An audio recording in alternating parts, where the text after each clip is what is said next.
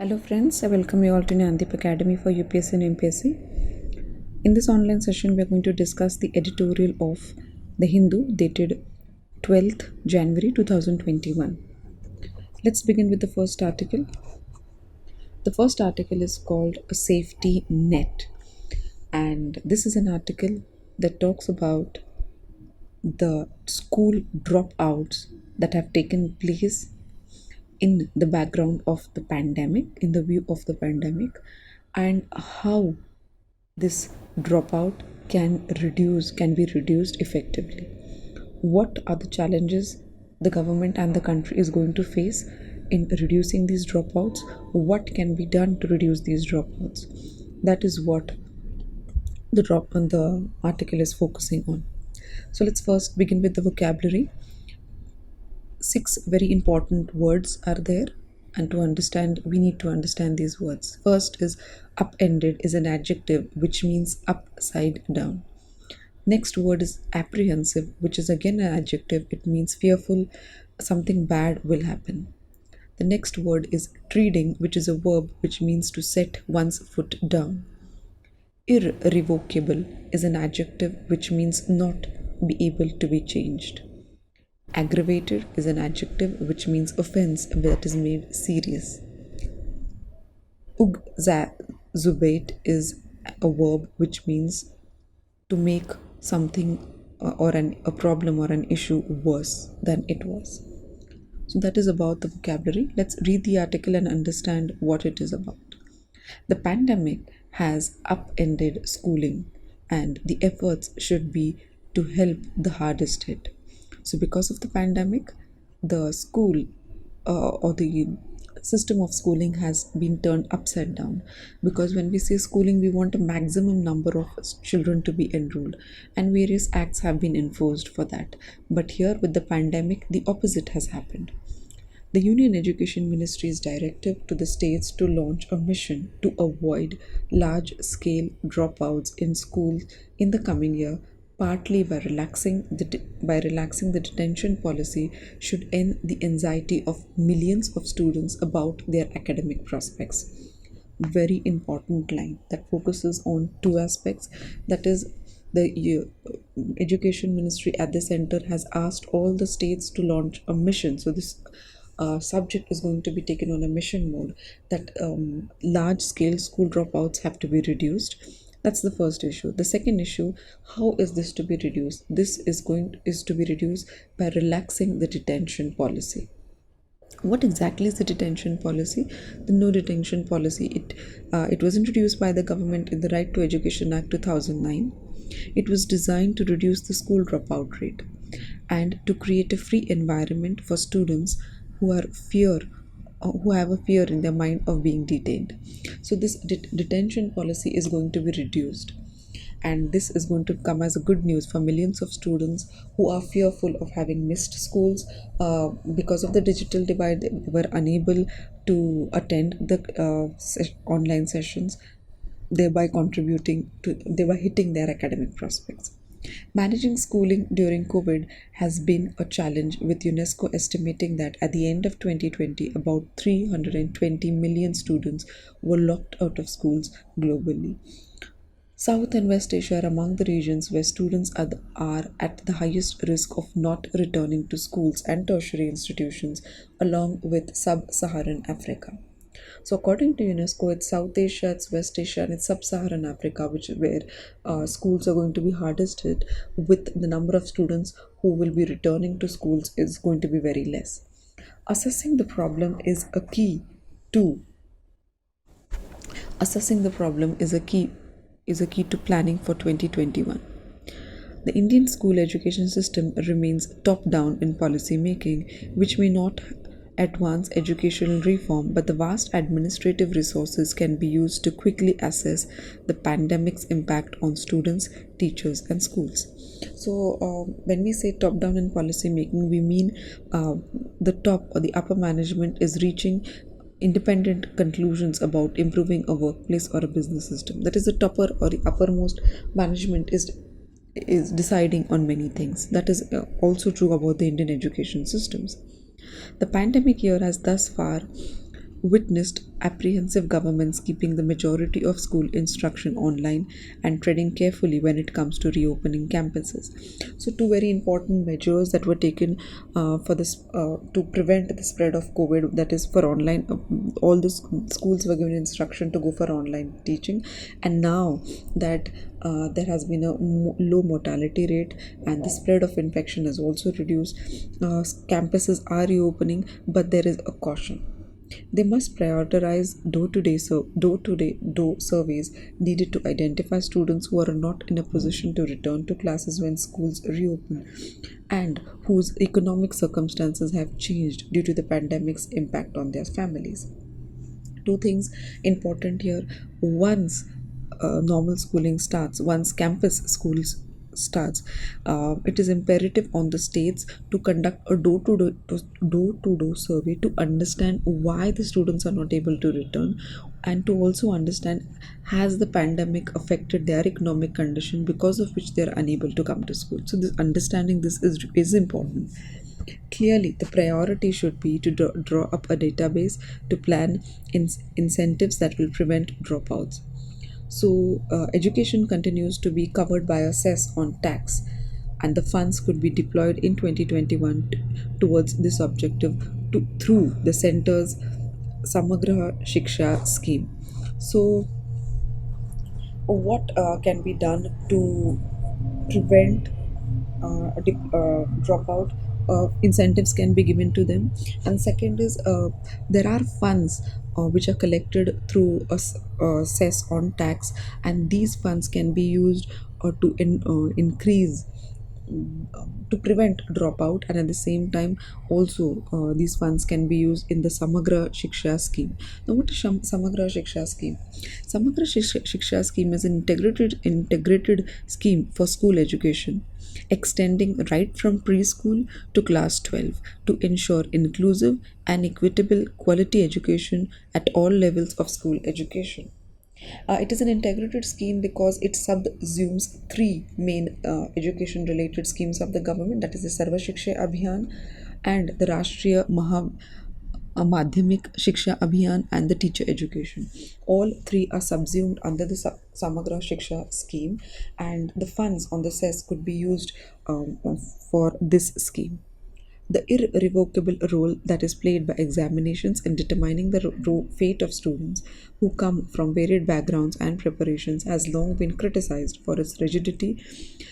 So, the examination system that in India, it actually decides the fate or the future of a citizen, of a student, because it's the certificates which gain which are responsible for providing employment to the students, and it has been criticized that it is very rigid.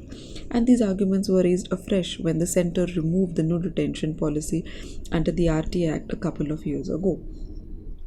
In the year of a virus, asymmetries among groups of students stand aggravated. So it is natural that asymmetries, or you can say similarities, on an economic scale between students is going to is going to increase.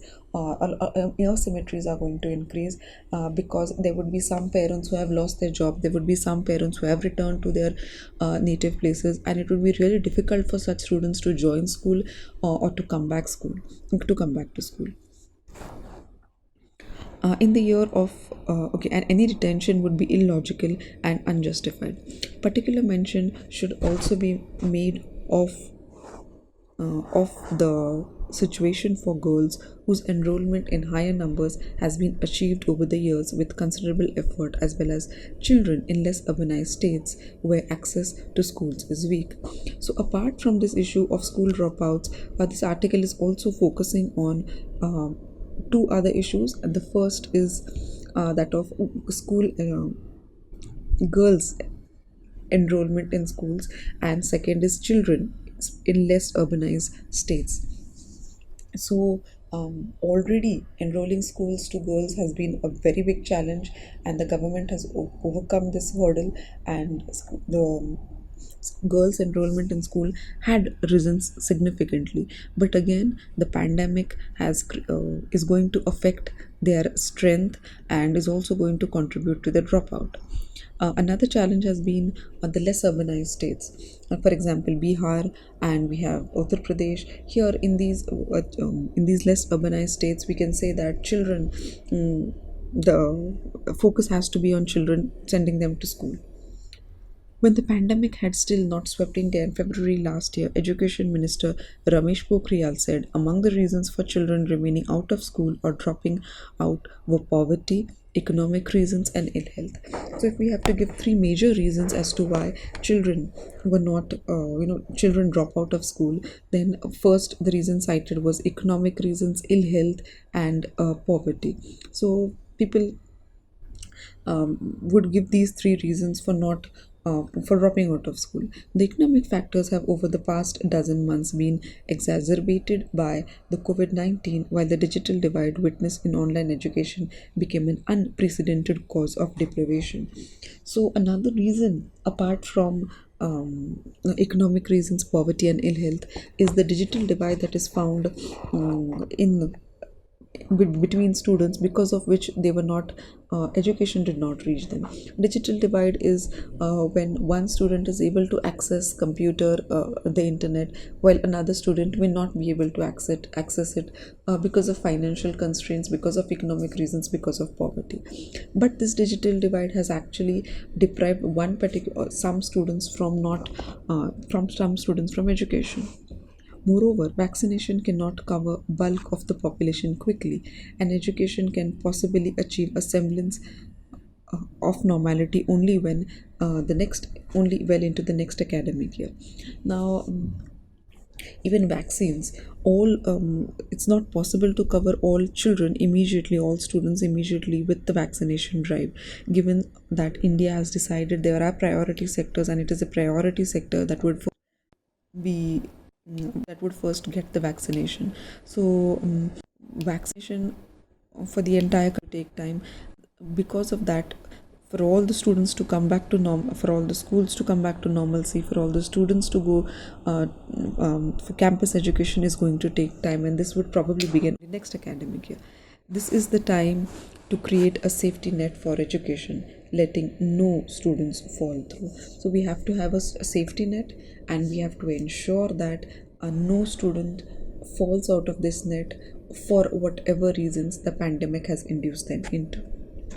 It's about the first article. Let's move on to the second article.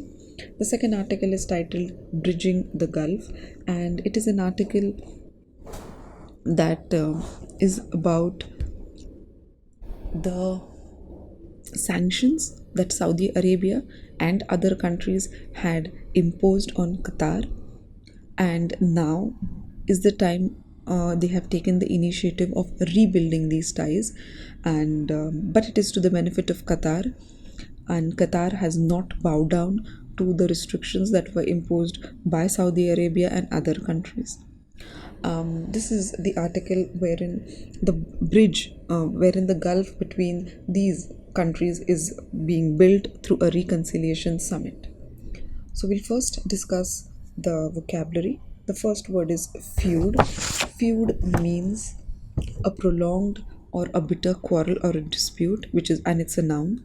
Bolstering is a verb which means support or strength. Tactical is an adjective which means actions that are carefully planned to gear for a specific end.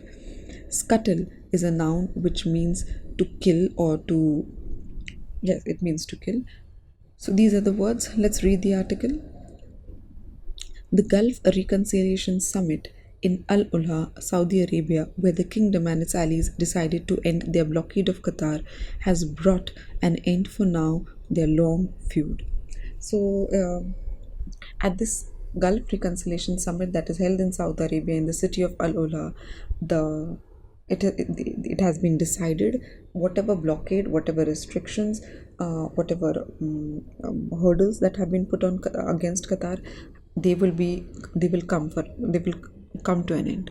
In 2017, Saudi Arabia, under the leadership of Crown Prince Mohammed bin Salman, or MBS, the UAE, Bahrain, and Egypt imposed blockade and several diplomatic ties, accusing the tiny Gulf country of supporting terrorism. So, under what pretext had these four countries severed diplomatic ties and put a blockade on Qatar, it was because they blamed Qatar for supporting terrorism. They also issued 13 demands for it to be lifted, which included shutting down the Qatar funded TV network Al Jazeera, closing a Turkish military base, and reducing diplomatic relations with Iran. Apart from blaming Qatar for funding terrorism, they had also issued 13 demands, and they also demanded that these 13 demands should be followed by Qatar. And some of the demands included that Qatar should not fund the famous TV network Al Jazeera. Qatar should close the Turkish military base that is there in Qatar, and should also reduce diplomatic ties with Iran. So these was the some of the main concerns of the 13 demands that were put on Qatar. Qatar did not budge despite the heavy economic cost. When Saudi Arabia and Emirati airspaces were closed, Iran offered Qatar global connectivity. Now, it's very important to understand this in the context of international relations, because the airspace that was provided by Saudi Arabia initially and Emirate airspace, if that was blocked, it was Iran who came ahead and it offered global connectivity. Now this had not only did this benefit Qatar as an alternate route, but even Iran benefited from this financially. Al Jazeera is still alive, and Qatar has invited more Turkish troops, bolstering its ties with Ankara. So, whatever restrictions had been imposed by Saudi Arabia and its allies against Qatar, Qatar has not bowed down to it. Qatar has not budged from its earlier stance, and in fact, all the restrictions are working normally. Whether it is Al Jazeera, it is alive. Qatar has, in fact, more Turkish military troops have come into Qatar. Because of this, its ties with Turkey have strengthened, and its ties with Iran has also have strengthened, because Iran has offered Qatar global connectivity. And Turkey has its own role. Turkey has its own motives for increasing its troops in Qatar, because it wants to play a bigger role in West Asia. Moreover, it played an important role in the US Taliban deal and continued to host talks between Taliban representatives and Afghanistan government. If the original Saudi plan was to isolate Qatar and make it kneel, it has backfired. If Saudi Arabia wanted to pressure Qatar and bring Qatar down to its knees, that has not happened. And in the last week of the Trump administration, Mohammed bin Salman and his allies seem to have realized their strategic folly. Qatar has made a few concessions to reach the reconciliation. Now that the Gulf is being bridged, Qatar has also been brought to the table, and it has asked for a few concessions if reconciliation is to be reached. The 13 specific demands were replaced by a broad agreement. So instead of the 13 specific demands, Qatar has asked for an agreement that there should be non-intervention in other countries' internal affairs, and cooperating to ensure regional stability and security, which can be open to different interpretations for different sides. So two important demands that Qatar has put for in order for a reconciliation is that there should be no intervention by one country into another country's internal affairs. After the summit, Qatar's foreign ministry has said that the country had no intention of altering ties with Iran and Turkey. So, Qatar's ties with Iran and Turkey will not be affected by the reconciliation summit. In practice, the Saudi side stepped down from its demands and made amends with an unshaken Qatar, as the new president is going to assume power in the US. So, it is actually, if Saudi Arabia had thought to bring Qatar down to its knees, the opposite has happened. Instead, Saudi Arabia has come down from its demands. The Saudi U-turn could be the result of a genuine tactical rethink. The Saudi Arabia and its allies must have definitely rethought about their strategic decisions. The rift in the Gulf helped Iran and Turkey. So, how has the rift helped Turkey and Iran? As I said earlier, Iran has benefited financially from this, because already sanctions were put on Iran by the US, because of which there were financial constraints on Iran, but because Iran offered airspace, so those financial constraints were removed. With Turkey, Turkey intends to play a broader role in West Asia. Even that motive has been sufficed. Riyadh's main rivals, while it failed to scuttle Qatar's standing. Iran, reeling under the US sanctions, also got some financial relief from Qatari payouts for using its airspace. By lifting the air and the sea blockade, the Saudis and the Emirates could deny Iran of those funds and also try to put up a united Arab regional front as Joe Biden is preparing to renegotiate the Iran nuclear deal. Now, again, we need to understand that how the Gulf, if the Gulf is bridged between Saudi Arabia, its allies, and Qatar, how this is going to affect Iran, and in the broader context, how this is related to the US. Now, as all of you know, that it is US which has put a ban on Iran nuclear deal. Now, with the new administration coming up, and it is also in a plan to negotiate the nuclear deal with Iran. Now, this is going to be a danger for the Gulf countries, and therefore the Gulf countries are also going to look at this renegotiation in a very strategic manner. The Saudis may also be hoping that bridging the Gulf between the two American allies would help them warm up to the Biden administration. While ending the feud is welcome, it cannot be overlooked that this unnecessary crisis was born out of an ill thought out Saudi Emirati strategy of coercion. If force is not going to work, or a force of one country on another country will not work, it reflects poorly on them. They should learn from the mistakes and build ties that are based on mutual interest and cooperation, not on threats and coercion. So, what is going to work for Saudi Arabia and its allies is not force, is not threat, rather, cooperation is more important.